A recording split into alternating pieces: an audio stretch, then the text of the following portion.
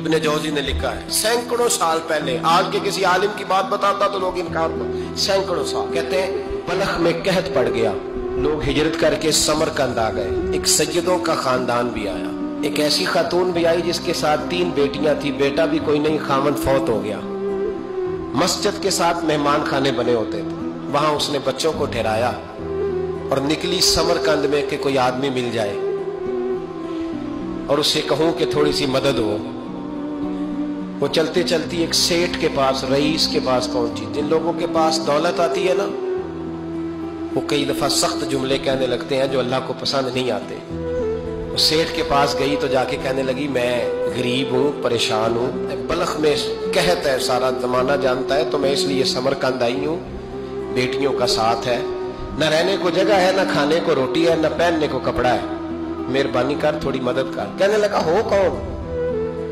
تو اس سید زادی نا کان آگے کر کے، ہاں کسی پہ بھی حالات سخت آ سکتے ہیں، اللہ سے ڈرنا چاہیے، کان آگے کر کے نا کہنے لگی میں سید زادی اور یہاں میرا اپنا کوئی نہیں، مہربانی کر۔ تو وہ سیٹھ صاحب، چودھری صاحب کہنے لگے مجھے کیسے پتا چلے گا تو سید ہے؟ تو سید زادی نے اپنا پلو کھولا اور اپنے آنسو دونوں آنکھوں سے صاف کیے تو کہنے لگی اللہ تیرا بھلا کرے، میں ثابت نہیں کر سکتی کہ میں حضور کا خاندان، میرے پاس کوئی دلیل نہیں، میں نہیں بتا سکتی، چل ٹھیک ہے، چلی گئی۔ کسی نے بتایا کہ یہاں ایک یہودی بھی رہتا ہے، وہ بڑا سخی ہے، یا آتش پرست ہے، یا پارسی ہے کافر غیر، سخی بڑا ہے۔ اس کے پاس گئی، بیٹھی رہی، لوگ بیٹھے تھے، جب چلے گئے تو قریب گئی، کہنے لگی مجبور ہوں، پریشان ہوں، غریب نہیں ہوں۔ کہنے لگا بی بی تجھے کبھی دیکھا نہیں، سمرقند کی اتنی آبادی نہیں، میں سارے شہر، تو کون ہے؟ تو کہنے لگی تعارف نہ ہی پوچھے تو اچھا ہے۔ اس نے کہا چلو اگر پتہ چل جائے تو۔ کہنے لگی میں مسلمانوں کے نبی کی اولاد ہوں، مسلمانوں۔ اس نے کہا پیغمبر خدا کی اولاد؟ اٹھ کے کھڑا ہو گیا، بی بی کو ساتھ لیا، گھر گیا، کہنے لگا جو صاف ستھرا کمرہ ہے نا اسے پھر دھو ڈالو، ایک دفعہ پھر دھو ڈالو۔ کمرہ دھلایا، صاف کرایا، پھر کہنے لگا بی بی میرے برتن زیادہ صاف ستھرے نہیں، میں نئے نہ خرید کے لا دوں۔ پھر نئے برتن لایا، پھر اپنے بچوں سے کہنے لگا اونچا نہ بھولنا کہ سیدہ فاطمہ کی شہزادیاں آئی، یہاں کوئی شخص اونچی بات نہ کرے۔ پھر کہنے لگا بی بی جو میرا بالکل طیب اور حلال رزق ہے نا، یہ اس میں سے لنگر ہے، لیکن چونکہ میں غیر مسلم ہوں، مجھے سلیقے نہیں آتے، جیسا تیسا بھی ہو نا اسے قبول کر لینا۔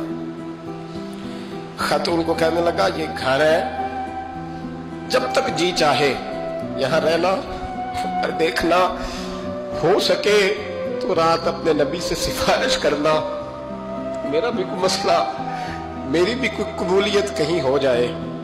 وہ مسلمان کہلانے والا رات کو سویا، کہتے جنت سجی ہوئی ہے، لوگ جنت میں جا رہے ہیں،